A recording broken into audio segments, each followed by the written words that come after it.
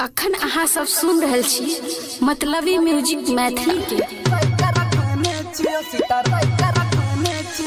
DJ लाल बाबू राजा, DJ लाल बाबू राजा।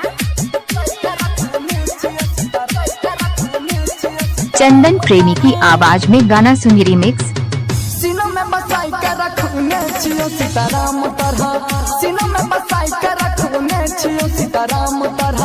बोले चिर के दिखाइयो कि गए हनुमान के तरह, बोले चिर के दिखाइयो कि गए हनुमान के तरह। सीनों में बसाई के रखने छियो सीताराम तरह, सीनों में बसाई के रखने छियो सीताराम तरह। बोले चिर के दिखाइयो कि गए हनुमान के तरह, बोले चिर के दिखाइयो कि गए हनुमान के तरह। सीनों में बसाई के रखने छियो सीताराम तरह, सीनों में बसाई के रखने छियो सीताराम तरह। सागर सुमन।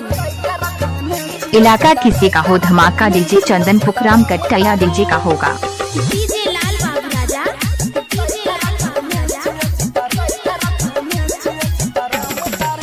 सीनों के चीर के हम प्यार के परिमाण देहबा, चीर के हम प्यार के परिमाण देहबा। तोर हमारा बीच जाए तो कर जान रहबा।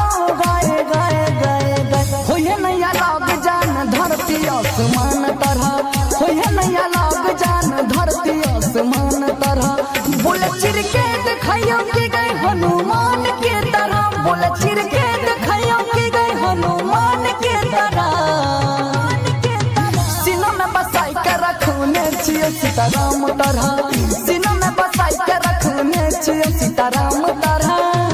रिकॉर्डिंग बाय दुर्गेश जी। इलाका किसी का हो धमाका डीजे चंदन किस कुमार राज का होगा। डीजे लाल बाबू राजा, डीजे लाल बाबू राजा।